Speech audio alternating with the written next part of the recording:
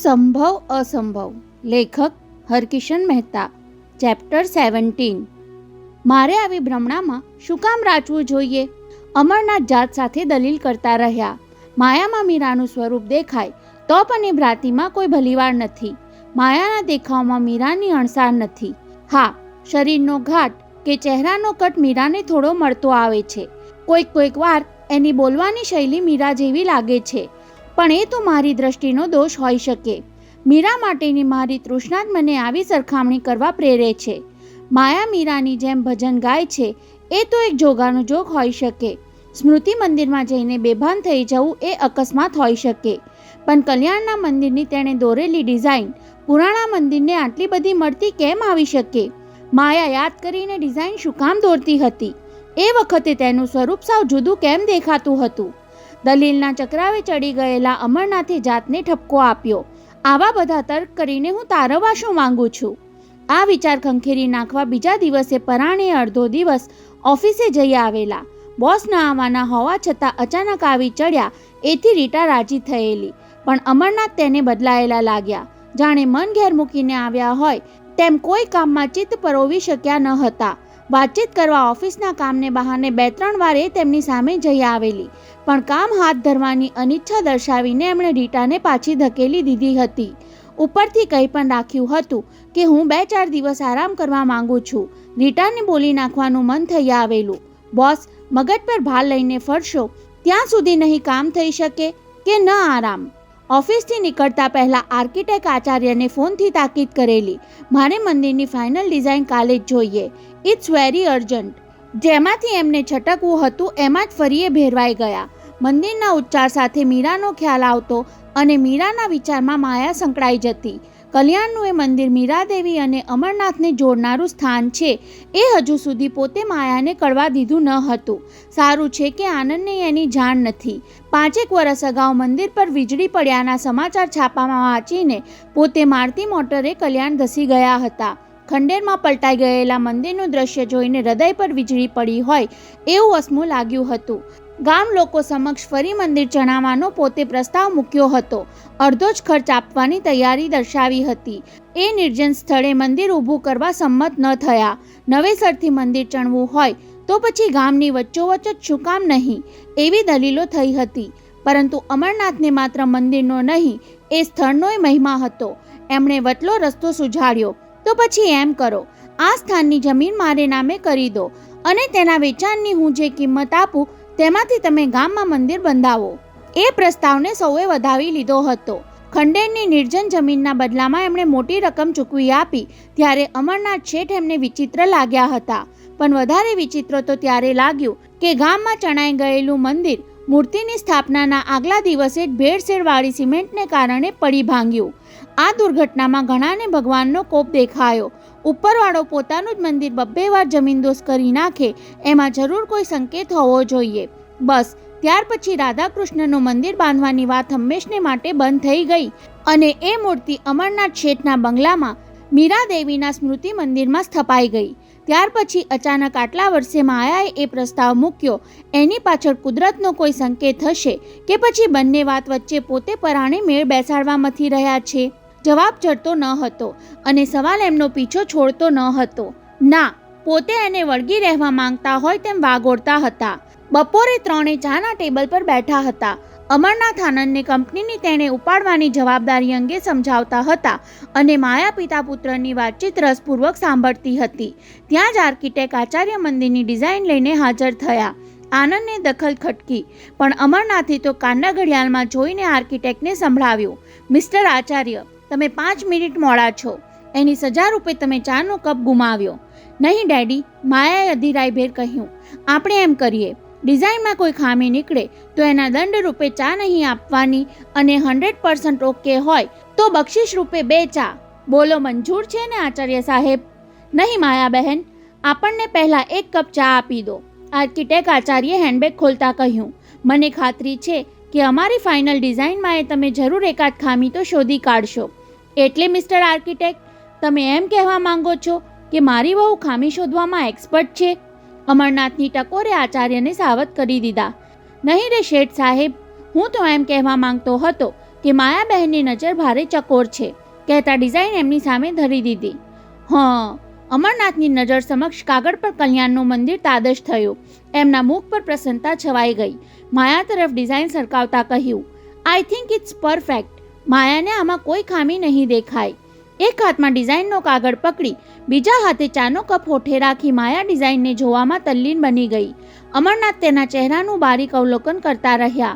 હાવભાવ પલટાતા દેખાયા, પણ 2 દિવસ અગાઉની તીવ્રતા કે ઉગ્રતા ચહેરા પર તરવરી નહીં. ચાનો ઘૂંટ પીતા પીતા માયા અટકી ગઈ. નહીં ડેડી, એક ખામી રહી ગઈ છે. મંદિરની પછવાડેની દિવાલ સાવ બંધ નહીં રહેવી જોઈએ. આથમતા સૂરજના કિરણો મૂર્તિ પર રેલાતા હોય અને સંધ્યાની ઝાડ રાધાકૃષ્ણના મુખ પર લાલી પ્રસરાવતી હોય એવું દર્શનાર્થીઓને લાગે. સાંભળીને અમરનાથ સ્તબ્ધ બની ગયા, પણ આર્કિટેક્ટે ખરા દિલથી દાદ આપવી પડી. Wonderful suggestion. ગજબ નાક દીર્ઘ દ્રષ્ટિ ધરાવો છો તમે માયા બહેન. ઉત્સાહમાં આવી જઈ ચાનો કપ ગટગટાવી જતા આર્કિટેક્ટે ઉમેર્યું, શેઠ સાહેબ, ગઈકાલે અમે સાઇટ પર જઈ આવ્યા, છતાં આઈડિયા અમને સૂઝ્યો ન હતો. લાગે છે કે માયાબહેને વારંવાર એ સ્થળની વિઝિટ લીધી હોવી જોઈએ. એ સિવાય આથમતા સૂરજના કિરણોનો લાભ ઉઠાવવાનો ખ્યાલ આવે નહીં. અમરનાથે ચોંકી જઈને તરત જ એ ભાવ છુપાવી દેવો પડ્યો. ચર્ચામાં આનંદને સામેલ કરવાને બહાને ડિઝાઇન તેના તરફ સરકાવી. તું નજર તો નાખી જો, કદાચ તને કોઈ સજેશન સૂઝી આવે. ત્યારે આનંદે અનિચ્છાએ ડિઝાઇનના કાગળમાં ઉપર છેલ્લી નજર નાખી. મનમાં તો જવાબ અગાઉથી તૈયાર હતો. ડેડી, તમે માયાની બાલિશ માંગણી પાછળ નકામો ખર્ચ કરવા તૈયાર થયા છો, પણ આર્કિટેક્ટની હાજરીને કારણે કહેવામાં સંભાળવું પડ્યું. ડેડી, આના કરતાં કોઈ માનવ સેવાના અર્થે હોસ્પિટલ કે અનાથ આશ્રમ બાંધવાનો વિચાર કેમ નથી કરતા? શહેરમાં એકાદ મંદિર ઓછું હશે તો કોઈનું કાંઈ બગડી નથી જવાનું. આનંદ, મને હતું જ.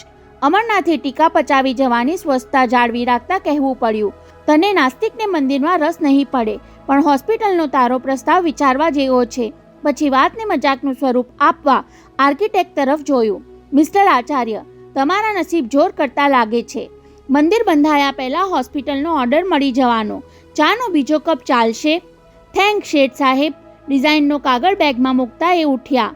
આવતીકાલે માયાબહેનના સૂચન મુજબ સુધારા સાથે ડિઝાઇન તૈયાર કરીને પહોંચાડું છું. પછી હળવેકથી ઉમેર્યું, કહેતા હો તો હોસ્પિટલ માટે શહેરમાં મોકાના કોઈ ખાલી પ્લોટની તપાસમાં લાગી જાઉં. તમારી ઉતાવળ હું સમજું છું, અમરનાથે ઠાવકું હસતા કહ્યું, પણ હું એક પછી એક કામ હાથમાં લેવામાં માનું છું. પહેલાં મંદિર, હોસ્પિટલની વાત પછી. એઝ યુ વિશ, કહીને આર્કિટેક્ટે વિદાય લીધી. અમરનાથે ફરી કાંડા ઘડિયાળમાં જોયું. 3:20 થઈ હતી. આનંદ, માયા, તમે બપોરના શોમાં કોઈ ફિલ્મ જોવા જવાના હતા ને? હા. આનંદ સફાળો ઉઠ્યો. માયા, ગેટ રેડી. તોય માયા ઊભી થઈ નહીં. ડેડી, તમે કહેતા હો તો ફિલ્મનું કેન્સલ કરીએ, અથવા ત્રણે સાથે ફિલ્મ જોવા જઈએ. યસ ડેડી, આજે ભલે થઈ જાય. આનંદે સૂર પુરાવ્યો. આપણે સાથે ફિલ્મ જોયાને કેટલા વર્ષ થઈ ગયા. પણ અમરનાથે હસીને ઇનકાર કરી દીધો. મારે કામસર બહાર જવાનું છે. સાથે ફિલ્મ જોવાનું ફરી ક્યારેક રાખીશું. પછી માયા તરફ હસીને ઉમેર્યું, માયા, અત્યારે તું આનંદને કંપની આપ, હું નિવૃત્તિ લઉં અને આનંદ કંપની સંભાળી લે. પછી આપણે એકબીજાને કંપની આપીશું. આનંદને ગમ્યું. ડેડી બીજા કોઈની કંપનીનો વિચાર જ નથી કરતા, એટલે રીટાનો પડકાર પોકળ પુરવાર થવાનો.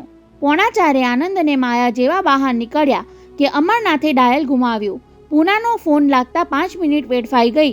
તેમાં એ અસ્વસ્થ બની ગયા. મેન્ટલ હોસ્પિટલના સુપર લાઇન પર આવ્યા કે તરત જ અધીરાઈભેર પૂછી લીધું, હેલો, મુંબઈથી અમરનાથ વાત કરું છું.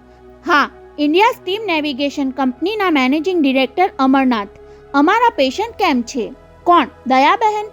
સુપરે પેશન્ટનું રજિસ્ટર ફંફોડવામાં થોડીવાર લગાડવાનું અનુમાન કરીને અમરનાથે જવાબની રાહ જોયા વિના જ પૂછ્યું, જુઓ, હું અત્યારે જ એમની મુલાકાત માટે આવવા માંગુ છું. હા, તમારા નિયમની મને જાણ છે, પણ સ્પેશિયલ કેસમાં દરેક નિયમને અપવાદ હોય છે. ના, બહુ સમય નહીં લઉં. 5-7 મિનિટ માટે જ મળવું છે. 7 વાગતા સુધીમાં પહોંચી જઈશ. યુ વેરી વેલ નો કે મારી પાસે મર્સિડીઝ કાર છે. મારો ડ્રાઈવર ધારે તો 2.25 કલાકમાં પૂના પહોંચી જાય. હું આવી પહોંચું છું. ફોન મૂકીને એમણે નોકર સ્વામીને સૂચના આપી, હું રાત્રે 11 સુધીમાં આવી જાઉં છું. આનંદ માયાને જમી લેવાનું કહી દેજે. હું ડિનર લેવાનો નથી. કારમાં બેસતા પહેલાં ફરી કંઈક યાદ આવ્યું હોય એટલે સીડીના 2 પગથિયા ચડતા બેડરૂમમાં જઈને ફોટાનું એક આલ્બમ લઈ આવ્યા. શંકર, પૂના લઈ લે. કાર સ્ટાર્ટ થતાં જ તેમને ડ્રાઈવરને ઉતાવળ કરાવી. હાઈવે પકડીને ફૂલ સ્પીડમાં જવા દેજે. કોઈ મહાન રહસ્ય હાથ કરી લેવાની બેચેનીમાં અમરનાથનું મન મર્સિડીઝ કરતાંય વધુ વેગે દોડતું હતું પૂના તરફ. 7:05 ડ્રાઈવરે પૂના મેન્ટલ હોસ્પિટલના ગેટ પર મર્સિડીઝ થોભાવીને દરવાજો ઉગાડવાના સંકેત માટે 2-3 હોર્ન વગાડ્યા. અધીરા અમરનાથ આખે રસ્તે જેની ગળમથલમાં રહ્યા હતા તેનો ઉકેલ દરવાજે પહોંચ્યા તોય મળતો ન હતો. માયાની માને હું આ બધી પૂછપરછ કઈ રીતે કરીશ? પોતાના આ પગલામાં ડહાપણ હતું કે જોખમ? એ પાગલબાઈનો મિજાજ ઠેકાણે નહીં હોય તો વિના કારણ ફજેતો થશે. ચોકીદારે દરવાજો ઉઘાડ્યો એટલે શંકર ડ્રાઈવરે કાર અંદર લીધી. સુપર ડોક્ટર એમની રાહ જોતા હોય તેમ મર્સિડીઝ કાર જોતા જ આવકારવા સામે આવ્યા. પધારો શેઠજી. આપે ફોન મૂક્યા પછી મને અફસોસ થયો કે મારે આપની સાથે મુલાકાતના નિયમની પંચાત નહોતી કરવી જોઈતી. It's all right doctor. અમરનાથે ફોટાના આલ્બમ સાથે બહાર આવી એમની સાથે હાથ મિલાવ્યો. તમે તમારી ફરજ બજાવી અને મને ફેવર પણ કરી. કેમ છે દયાબહેન? આજકાલ ઉદાસ રહે છે, બહુ ઓછું બોલે છે. સુપરે અમરનાથને ઓફિસ તરફ દોરી જતા કહેવા માંડ્યું. કોઈક વાર લવારો કરે ત્યારે દીકરીનું નામ લઈને બોલે છે. તું તો સાસરે ચાલી ગઈ, પિયરને સાવ ભૂલી ગઈ. સાસરિયા તને માને મળવાય મોકલતા નથી, પણ કાંઈ વાંધો નહીં, દીકરી તો સાસરે જ સારી. તું સુખી હો એટલે મારે નિરાત. અમરનાથે ઓફિસના રજિસ્ટરમાં પોતાની સહી કરી. સુપર. મારે એમને મુલાકાત ખંડમાં મળવું કે એમના રૂમમાં? નહીં શેઠ સાહેબ, મુલાકાત ખંડમાં જ. મેં બધી સગવડ કરાવી રાખી છે. પેશન્ટને કહી રાખ્યું છે. તમારી કાર જોઈને જ મેં પ્યુનને દોડાવ્યો. દયાબાઈ વિઝિટર્સ રૂમમાં આપની રાહ જોતા હશે. Thank you super. તમે ક્યારેક મુંબઈ આવો તો મારા બંગલે અથવા કંપનીમાં જરૂર મળજો. ફેમિલી સાથે ફરવા નીકળો તો મારી ગાડી અને ડ્રાઈવર તમારા માટે હાજર રાખીશ. કહીને અમરનાથ ઉતાવળે મુલાકાત ખંડ તરફ આગળ વધ્યા. દિવસના ભાગમાં જ્યાં શોરબકોર સાંભળવા મળતો ત્યાં સાંજે 7 વાગે કેવો સોપો પડી ગયો હતો. આવી ખામોશીમાં દયાબહેન ક્યાંક ઊંચા અવાજે લવારો કરી બેસે તો ખરેખર શરમાવા જેવું થાય. સાધારણપણે એ મુલાકાત ખંડમાં દાખલ થયા. એમને જોતા જ દયાબહેનના ચહેરા પર તરસ્યા માણસને ઘણા વખતે પાણી મળે એવી રાહતની રેખા ઉપસતી દેખાઈ. પાગલ માણસોને સગાવાલાની માયા જેવું કાંઈક તો હોય છે અને દયાબહેન માટે તો માયા જ એમનું સર્વસ્વ હતી. કેમ છો વેવાણ? અમરનાથ હસીને હાથ જોડતા સામે ગયા. દયાબહેનને વિવેકભર્યા અવાજે આવકાર આપ્યો. માયાના સસરા અટાણે મળવા આવ્યા છે એ જાણીને પહેલાં તો ઉચાટ જાગ્યો, પણ તમને હસતા જોયા એટલે થયું કે કાંઈ સારા ખબર આપવા જ આવ્યા હશે. ખબર પૂછવા આવ્યો છું વેવાણ. અમરનાથે ખુરશી પર બેસતા ફોટાનું આલ્બમ પીઠ પછવાડે મૂકી દીધું. ધંધાના કામસર પૂના આવવાનું થયું એટલે તમારા ખબર પૂછ્યા વગર જવાનું ઠીક નહીં લાગ્યું. દીકરીના ખબર જાણવા ઝંખું છું. એ મારા ખબર. દયાબહેન લાગણીભીના અવાજે બોલીને થોડું અટક્યા. અમરનાથ સામે જોઈ રહ્યા. માયાના મામા મળવા આવ્યા ત્યારે અડધા કલાક લગી એમને એનું એ જ પૂછતી રહી કે મારી માયાના લગ્નમાં ધૂમધામ કેવી હતી, જમણવારમાં કેટલા માણસો આવ્યા હતા, માયાએ કેવા કપડાં ઘરેણાં પહેર્યા હતા. એના મામાનો જીવ ખાઈ ગઈ. બિચારાએ બધું જ કહ્યું, છતાં માના જીવને ધરપત ક્યાંથી થાય વેવાય? શરૂઆત સારી થઈ એથી અમરનાથનો ઉચાટ ઓસરવા લાગ્યો, પણ એ જાણતા હતા કે મગજની બીમારીવાળા બહુ આવેશમાં આવી જાય, લાગણીના પૂરમાં તણાવા લાગે ત્યારે ભારે સાચવવું પડે. ફોટાનો આલ્બમ દેખાડવાની તેમણે ઉતાવળ ન કરી. વેવાણ, હું તો તમને એ કહેવા આવ્યો છું કે તમારી પુત્રીના પગલાંએ અમારા ઘરને હર્યું ભર્યું કરી દીધું. આવી ડાહી, આવી સમજુ કન્યા તો ભાગ્યશાળીને જ મળે. દયાબહેનના મુખ પર હરકના ફુવારા ઉડવા લાગ્યા. જાણે ખાતરી કરવા માંગતા હોય તેમ અમરનાથની આંખોમાં ડોક્યું કરી લીધું. દીકરીના વખાણ સાંભળવા કઈ માને ન ગમે. બોલતા બોલતા એ ગળગળા થઈ ગયા. એમાં મારે તો દીકરી કહો કે દીકરો, માયા એકનું એક સંતાન છે. એના સુખે સુખી અને એના દુઃખે દુઃખી. છેલ્લો શબ્દ એમના ભીંજાયેલા કંઠમાં જ ઓગળી ગયો. અમરનાથ મૂંગા રહ્યા. દયાબહેનને સ્વસ્થ થવા દીધા. એમની પાસેથી પોતે માયાના ભૂતકાળનું કોઈ જ રહસ્ય ખોદી નહીં શકે એવી આશંકા જાગી. 5 મિનિટ આ પાગલ સ્ત્રીનું દિલ બહેલાવીને જવાનું વિચારી લીધું. ત્યાં દયાબેન પૂછી બેઠા, માયાને ઘરમાં આટલા બધા નોકર ચાકરો છે છતાં મને મળવા કેમ આવી નહીં? એના મામાને પૂછ્યું તો એ બિચારા કહે કે રોજ રોજ દીકરી જમાઈ જમણવારમાં જાય એટલે અહીં સુધી આવવાનો વખત ક્યાંથી મળે? દયાબહેને અટકીને નિસાસો નાખ્યો. પણ વેવાઈ, અમારી હાલત તડીપાર ગુનેગાર જેવી હોય છે.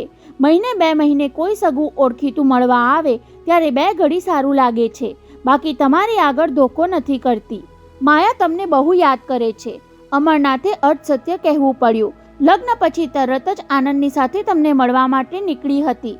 ત્યાં કોઈક મહેમાન આવી ચડ્યા. ત્યાર પછી હું અઠવાડિયું બહારગામ ગયો હતો, એટલે બંને નીકળી ન શક્યા. હવે 4-6 દિવસમાં જરૂર મળવા આવી જશે. એ તો તમે સારા માણસ છો, એટલે ગાંડી માને મળવાની રજા આપો. દયાબહેન વેદના ભર્યા સ્વરે બોલી ગયા. મારે જ હવે દીકરીની માયા ઓછી કરી નાખવી જોઈએ. તેને બદલે વેવાણ કે તમને અમારે હવે અહીંથી લઈ જવા જોઈએ. અમરનાથ હજુય ફાંફા મારતા હતા. અમારે મહેલ જેવો બંગલો છે, ડઝનબંધ નોકર ચાકરો છે, ઘરમાં માત્ર 3 જ છીએ. થોડા દિવસ તમે ત્યાં રહી જુઓ, ન ફાવે તો. નહીં, એ શું બોલ્યા? દયાબેનના બોલવામાં વિરોધ ઉઠ્યો. દીકરીને ઘેર મારાથી ન રહેવાય, એના કરતાં તો આ પાગલખાનું સારું. ગાંડા માણસનું ક્યારેય ફટકી બેસે એ કહેવાય નહીં. માયાના સસરા, નોકર ચાકરો અને તમારા ઓળખાણ પીછાણવાળા માયાને ગાંડીમાની દીકરી તરીકે જુએ તો એનો મોભો શું રહે? દયાબહેનના બોલવામાં અમરનાથને ભારોભાર ડહાપણ નીતરતું વર્તાયું. એ વાતોએ ચડ્યા હતા. એકલવાયા માણસને મનનો ઉભરો ઠાલવવા માટે કોઈ પણ વ્યક્તિ મળી જાય તો પરાયું પોતાનું ભૂલી જઈને દિલ ખોલી નાખે છે. સહાનુભૂતિ ખાતર એમણે થોડો વધુ વખત વેડફી નાખવાની તૈયારીએ કરી નાખી. માયાના બાપાએ મળતી વખતે કહેલું. દયાબહેન દૂરના ભૂતકાળમાં ડોકાતા હોય એમ બારી બહાર નજર ફેંકીને બોલવા લાગ્યા. માયાની બા, તું દીકરીની જરાય ચિંતા ન કરતી. એના નસીબમાં રાજ કરવાનું લખાયું છે.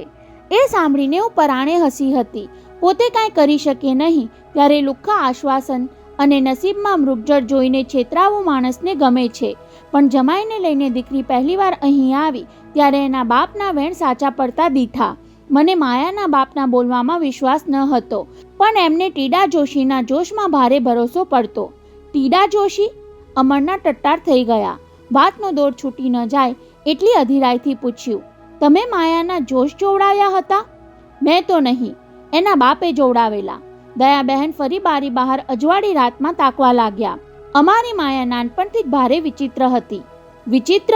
અમરનાથે ધક્કો આપવા માટે એક જ શબ્દ ઉચ્ચાર્યો.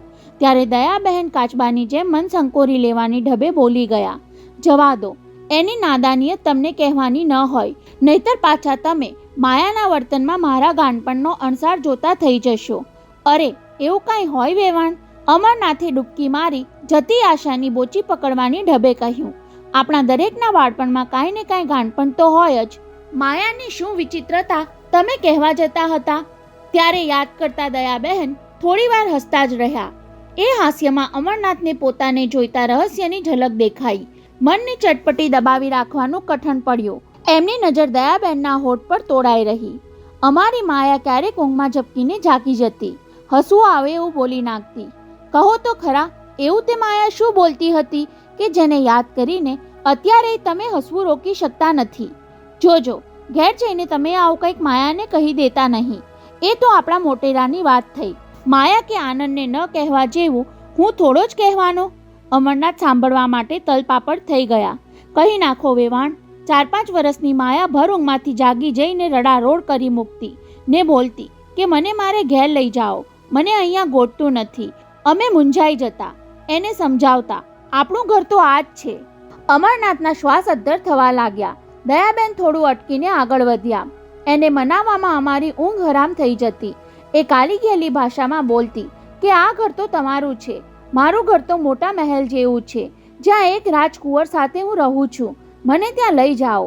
અમરનાથની આંખો પહોળી થઈ ગઈ. શ્વાસની ગતિ વેગ પકડતી થઈ. આંચકો છુપાવીને એમણે પરાણે હસવું પડ્યું.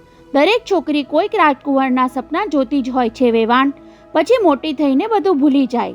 અરે, માયા તો ઉંમરલાયક થઈ ત્યાં સુધી આવી વિચિત્ર કલ્પનાઓ કર્યા કરતી. દયાબહેને સંકોચ છોડીને કહેવા માંડ્યું. મેટ્રિકના આગલા વર્ષે મીરા મગજની બીમારી દેખાડવા મારી સાથે મુંબઈ આવેલી અને મહાલક્ષ્મીના મંદિરે પગે લગાડવા લઈ ગઈ. ત્યાં ઊભા ઊભા ઘણીવાર સુધી દરિયાના પાણી નિહાળતી રહી. ઊંડા વિચારમાં ઉતરતી જતી ત્યારે માયાનો દેખાવ સાવ બદલાઈ જતો. મેં કહ્યું, ચાલ દીકરી ઘેર જઈએ. પણ મારું કહેવું સાંભળ્યા વગર દરિયા તરફ આંગળી ચીંધીને એ બોલી ઉઠી, માં, જો સામે ટેકરી પર પેલો મહેલ દેખાય છે ને, એવું સાસરું મને મળવાનું. હવે અમરનાથ શ્વાસ લેવાનું ચૂકી ગયા હોય તેમ ફાટી આંખે તેને જોઈ રહ્યા. દયાબેન એમના આ પ્રત્યાઘાતથી હેપતાઈ ગયા હોય તેમ બોલી ઉઠ્યા. નહીં, માયાના સસરા, તમે ભળતું સરતું કાંઈ માની નહીં લેતા. માયાના મગજમાં કોઈ જ ખરાબી નથી. બિચારી સપનામાં મહાલતી હશે. આવું બધું કહીને તમારા મનમાં મારે નકામો ભ્રમ ઊભો નહીં કરવો જોઈએ. ભલા થઈને તમે એ ભૂલી જજો. અરે વેવાણ, અમરનાથે સ્વસ્થ થવા માટે 1-2 ઊંડા શ્વાસ લેવા પડ્યા. તમારી માયા તો ભારે માયાવી નીકળી. કહેતા એમણે પીઠ પછવાડેથી આલ્બમ ખેંચ્યું. એનું છેલ્લું પાનું ઉઘાડીને આલ્બમ દયાબહેનના ખોડામાં ધરી દીધું. જુઓ, આ ફોટામાં તમારી માયાનું સાસરું. રોશનીથી ઝળહળતા અમરમહેલની રંગીન તસવીરે દયાબહેનની આંખો આંજી નાખી. આલ્બમ ઉચકીને આંખોની વધારે નજીક લીધું. ઝીણવટથી માયાનું ભવ્ય સાસરું નિહાળવામાં તલ્લીન બની ગયા. એમના ચહેરા પર પુત્રીના અનહદ સુખનો આનંદ ઝળહળી ઉઠ્યો. હું જાણે સપનું જોતી હોવ એવું લાગે છે. માયાના સાસરે આવો મોટો મહેલ છે, આવી મોંઘીદાટ મોટરું છે. માનવામાં ન આવે તો વેવાણ, બીજા ફોટો પણ જુઓ. અમરનાથ એમને હરખમાં લપેટાવા દઈને પોતાને હાથે લાગેલું રહસ્ય મનમાં પીંજવા માંગતા હતા. દયાબેન ઊંધેથી આલ્બમના પાના ફેરવતા તસવીરો નિરખતા ગયા. પ્રત્યેક ફોટો જોઈને પોતાનો હર્ષ ઉછાળતા રહ્યા. વરઘોડિયા કેવા શોભે છે! અરે બાપ રે, આટલા બધા મોટા માણસો લગ્નમાં આવ્યા હતા. માયાએ સાચા હીરાનો હાર પહેર્યો લાગે છે. વાહ રે, લગ્નમાં મંડપ પણ કેવો ભપકાથી શણગાર્યો છે. તમે તો બહુ ખર્ચો કરી નાખ્યો માયાના સસરા. પણ અમરનાથનું ધ્યાન એમના બોલવા તરફ હતું જ નહીં. આલ્બમ પૂરું કરીને દયાબહેને પાછું સોંપ્યું. તોય અમરનાથ વિચારમાં ઘણા દૂર નીકળી ગયા હોય તેમ પુતળાની જેમ જ બેઠા રહ્યા. શેના વિચારમાં પડી ગયા વેવાઈ? દયાબહેને આલ્બમ તેમના ગોઠણ પર મૂકીને પૂછ્યું. ત્યારે તંદ્રામાંથી ઝપકીને અમરનાથે ડોક હલાવી. હે? દયાબહેનની સામે જોયું ત્યારે એ વધુ ચોંક્યા. અરે, તમે રડવા કેમ લાગ્યા વેવાણ? ત્યારે દયાબહેને સાડલાના છેડાથી આંખો લૂછી. આ તો સુખના આંસુ છે માયાના સસરા. ભગવાને તો બચપણથી જ સપનામાં માયાને એનું સાસરું ચીંધાડી દીધું હતું. સપનામાંથી ઝપકીને બોલી ઉઠતી. મારા સાસરે તો 2 ઘોડાવાળી એક ગાડી છે, વિલાયતી મોટરો છે, બાગ બગીચા અને ફુવારા છે, જાત જાતની મૂર્તિઓ છે. અને કહેતા દયાબેન અચાનક થંભી ગયા. તેમના વાણી પ્રવાહમાં તણાતા અમરનાથને એમનું રોકાવું ખટક્યું હોય તેમ પૂછી બેઠા. કેમ દયાબહેન, અટકી શું કામ ગયા? ત્યારે વેવાણના મુખ પર શરમના વિચિત્ર ભાવ રમતા દેખાયા. કહેવા ન કહેવાની મૂંઝવણ વચ્ચે બોલ્યા. માયા પણ સપનાની વાત કહેતી આમ જ અટકી જતી. શરમાઈને અમારાથી મોં ફેરવી લેતી. બહુ મનાવીએ ત્યારે 4-5 વર્ષની છોકરી મટી જઈને મોટી ઉંમરની સ્ત્રીની જેમ કહેતી.